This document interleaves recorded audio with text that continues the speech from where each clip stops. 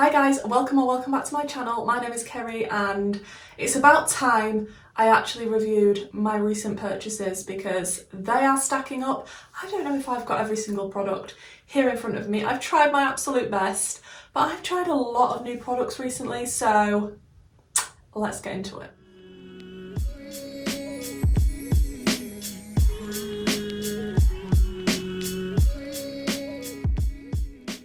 Start out with the thing that I enjoyed the least.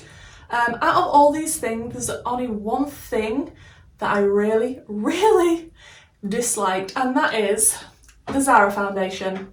I do have a review on this up on my channel. It just didn't work for me. I know some people absolutely love this foundation. I got this in W905. It's a soft matte foundation, so I thought I was going to love it. I usually love soft matte foundations.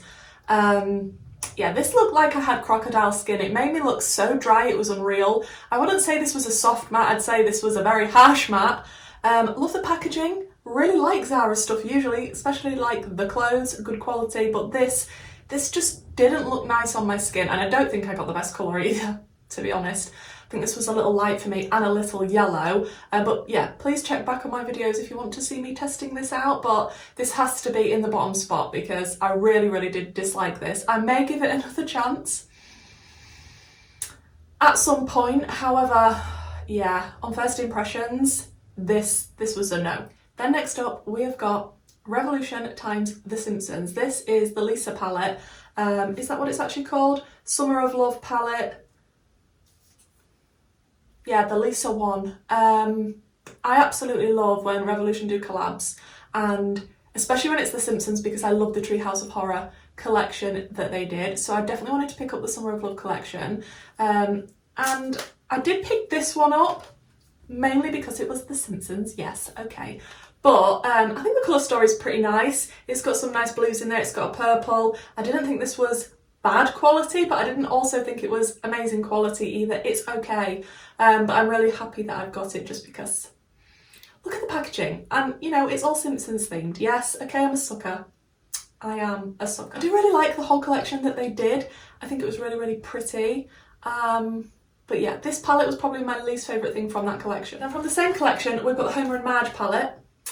And I preferred this one a little bit more just because it's bigger, it's got a better colour story, it's got a lot more bright shades. I'm not a neutral lover per se, but this one is definitely a lot brighter, a lot more vibrant. I really like the look that I came up with this palette.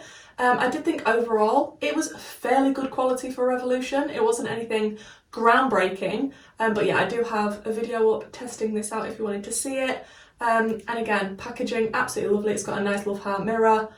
Yeah, I much preferred this one to the previous one. Then next in the rankings, we've got something very recent that I reviewed, and this is the MAC times Stranger Things lip gloss. This is in, I want to say, is this one the Marvelous Max, the yellow? I don't think it actually says on the packaging, which is rather annoying, unless, oh no, it does say. You have to catch it in the right light. Marvelous Max. Really like the formula of this, really nice. It feels like a lip oil rather than a lip gloss. Not too sticky, not gloopy, it was lovely. However, the pigment for me, I was hoping this was going to be a really nice weird yellow and it was going to be really impactful. You can tell that it's yellow, but it's not super impactful, so that's why it is ranking here. Then next up we've got the Huda Beauty Colour Block palettes.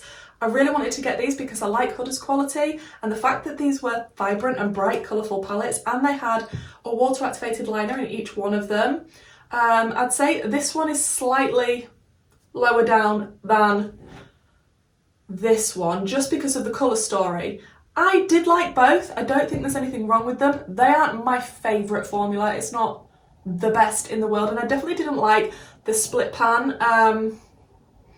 It really does irritate me when people do that because I'm a bit OCD with shadows like that. I don't want to be mixing them together and getting them all smooshed, and I like them to be separate. And it's a shame because those two shades in the middle and in the other palette that's got the split pan, they were the best in the palette and we're not getting a full size of it. So yeah, that's where these are going to rank. They were good. Again, I've got a video testing these out if you want to see in-depth thoughts on these. But yeah, definitely prefer this colour story. Like I say, nice quality, not the best. Okay, then we've got the two MAC Stranger Things palettes. We've got the Upside Down palette and the Hawkins Class of 1986 palette. Very, very recently reviewed these. Absolutely love Stranger Things with a passion. First time I tried MAC eyeshadows, and I have to say they're not very impactful. They're a buildable formula, not the most bright, vibrant, vivid pigment you've ever seen, which is what I really like, which is probably why this is ranking further down. I do think this colour story is slightly nicer than the other palette. I did like the looks that I did with both, but I just feel like there's too many shimmers in both of the palettes. There's only 3 mattes in each. And they could have done more with the colour stories. I don't know. Even the black wasn't that pigmented. MAC is obviously not my favourite eyeshadow formula, but if you like a buildable shadow and you like something that's a bit more on the softer side, maybe you would love these. You would think I would like this one more because it has got more colour in it. However, yeah, I just don't feel like it's that cohesive, and there wasn't any depth in this palette. Like, the deepest shade is probably the purple, and that's a shimmer.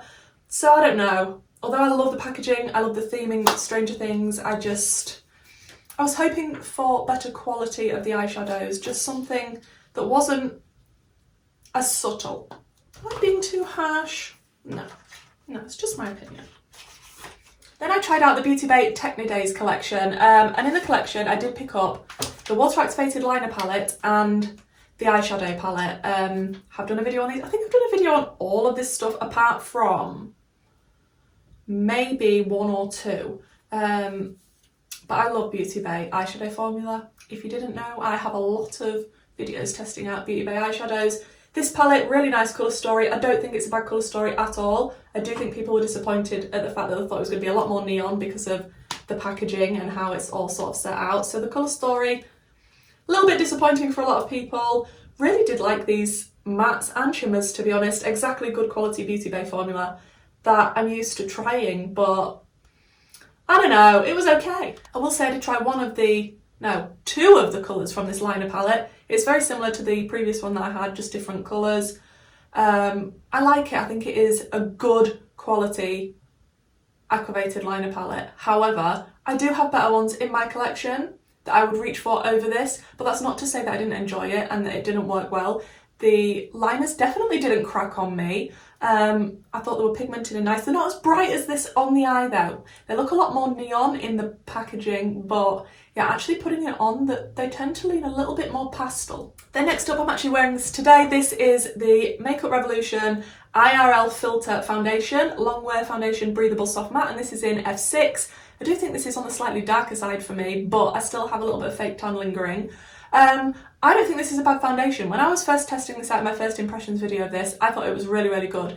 It's a close dupe to the NARS Soft Matte. However, the more and more I've played with it, the more I think it's just not as good as NARS. It does sit into my lines around my mouth especially a lot more than the NARS. I don't know. It's okay for a cheaper drugstore option, but it's not my favourite foundation. But like I say, I'm wearing it today. It's not awful, but yeah, it's okay. It's okay. Then I'm also wearing the next thing, and it is the Blood Moon palette by Wenzdae Cosmetics. This is a nice little indie brand based in the US. I do have a code with Wenzdae Cosmetics that's not affiliated, and it is Kerry, I believe. I did stick the stickers that came with it on the back of the palette. Look, stop judging me. I think this palette is absolutely beautiful. Yeah, I tried it out today and I really like the look I came up with. Bold, dramatic, in your face. The pigment, bright, vivid. The shimmers, gorgeous, sparkly.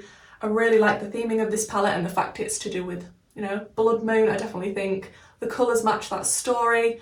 You do have 3 sort of more normal shimmer formula. Then you've got a really special silver here. And then this is like a white with a pink shift. And I will say the black in this was 10 times better than the black from MAC. Did that rhyme? Yeah, I really, really enjoyed this palette. If you like this colour story and you like supporting indie brands, please check out Wenzdae Cosmetics. They do have quite a few other gorgeous glittery bits on their website as well. And like I say, don't forget my code.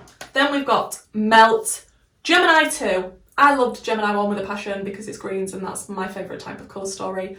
But this is its perfect sister palette. Obviously, Gemini twins, you know.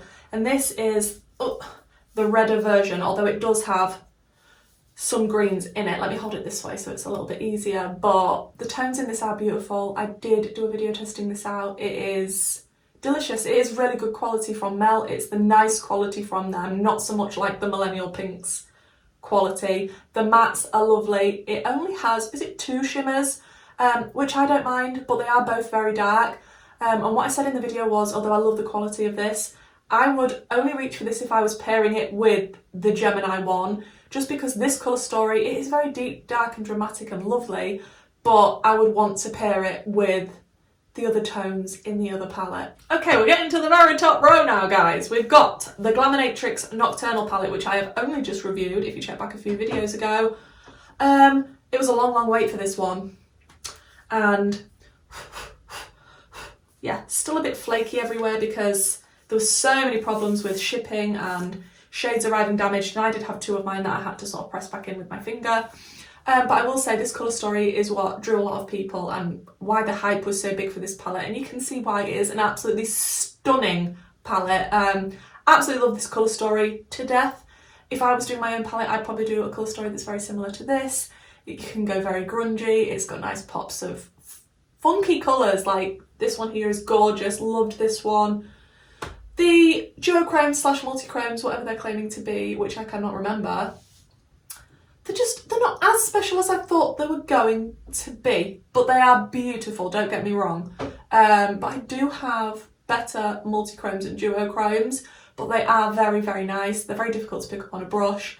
Really love the colour story, really love the packaging. It's just a shame that it takes so long, and especially when it's a pre-order, that makes you wait even longer, so then the hype and the excitement sort of dies down a bit. But I did like this palette. I did think it was a good quality palette. Then we've got the Colourpop in the Limelight palette. Obviously I was going to get this. If you know me, you know I love green eyeshadow, especially bright green, especially anything leaning chartreusey. And this is a stunning palette. It does have a brown here and a peach here, but the rest of it is very green and delicious. I loved using this. I think I actually used this when I was getting ready for my birthday to go out for cocktails, because just look at it. I mean, if you like green eyeshadow, you can't go wrong. Then we have the other MAC lip gloss. This is in Excellent Erica, which is sort of like a pinky coral. It says it's more coral on the website when I checked, because there is a pinker one than this, but to me this was very pink. This was pigmented. When I put this on, I couldn't believe how pigmented it actually looked, like I'd put a lipstick on with a lip gloss over the top. It was beautiful and a lot more opaque than I was expecting. And again, amazing formula. Feels like a lip oil to me rather than a lip gloss. Not sticky, not goopy, absolutely gorgeous. And the colour is sensational. Definitely want to pick up some more of these, but I want to pick up the opaque ones that are like this rather than the ones that are like the yellow one that just wasn't as opaque. Then I've got 3 Klarity Cosmetics blushes. Obsessed with all the shades of these. I do have a code with Klarity Cosmetics. It will be linked down below, and that one is affiliated. So thank you so much if you want to shop through my link or use my code and support my channel. The first one is in the shade Popping Peach. Absolutely stunning. The next one is Honey Mustard, and then we also have Boothang. I will say these are blendable, pigmented, just beautiful blushes, to be honest. Some of the best I've got in my collection, so I really enjoyed these. They've got a whole selection of shades, so please check out their website. But yeah, absolutely love these 3 little blushes. Love the little compact that they're in and that you can see the colours. We'll definitely recommend those. Now we're in the top 3 positions, and it was very difficult to pick which way around I wanted these because I love all 3, so just bear that in mind. We have the Galactic Gourmande palette from Gourmande Girls Cosmetics. Now, Gourmande Girls is an indie brand based in the US. I do have a code with them that's not affiliated, and it is Kerry. I think it is just Kerry. All the codes and everything will be down below. I need to remember to put my Wenzdae cosmetics code down below because I don't actually think I've done that yet. But yeah, this palette, we actually helped the owner, Christina, on one of my makeup lives on my channel, put together the shades that we would like as consumers in this palette. So that was amazing and special. It has launched now, and you can see I've dug into this quite a fair bit. I have swatched all of this. I did have it on my Instagram stories. I might put it up again. But this is like spectacular duochromes and multichromes, like insanely good. Like the shift in them is so difficult to show on camera. It's near impossible, but in real life, in person, every single one of them is literally stunning. And to have a little companion palette like this, I'm so happy that Christina let me and the people that was on the live help her with choosing these shades, because I just think it's absolutely perfect. You can pair this with so many other palettes and it'll just make the look pop that extra bit. Then we have, I don't know if I've reviewed this. I feel like I haven't. I mean, I've used it in my video, but I don't think I've put it in a ranking video. This is the Makeup Revolution Ultra Cream Bronzer in Light. This is by far the best cream bronzer I have ever tried. It smells like Tutti Frutti Sweets. It goes on like a dream. It blends like a dream. The colour is sensational for me personally in this shade. I can't recommend these enough. Drugstore, affordable, gorgeous cream bronzer. I don't reach for anything else when I want a cream bronzer. Then in top position is my last video before this one on my channel, and it is the Cosmic Brushes Serenity palette. You need to check out that video if you haven't, because I can't believe the swatches, the pigment. Like, Cosmic Brushes is a UK indie brand. I think they're actually based in Doncaster, which is not that far from me. And I love indie brands with a passion, and to find one in the UK that has got such amazing price points. This palette is £20. It's currently out of stock at the moment, but coming back very, very soon, so keep an eye on their Instagram. £20 and it's got 20 shades, and I'm thinking, can't be that good. It cannot be that good for £20. Man, it is. If you like this colour story, I 1,000,000% recommend this palette. The shimmers are absolutely gorgeous. The mattes are so pigmented and blendable. Even the sort of pastel-y tones. I need to use this again. I did do a 2-look video with this. Absolutely obsessed with both looks and how they came out. This colour story is perfection to me. Absolute perfection, especially even with the pop of peach in the corner.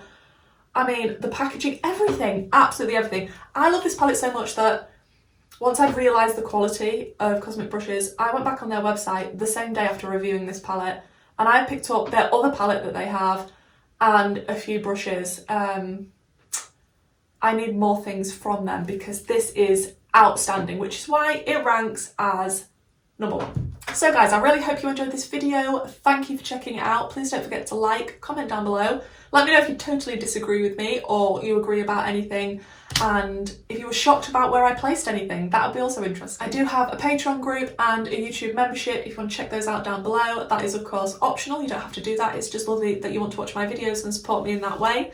And hopefully guys, I'll see you in my next one. Bye.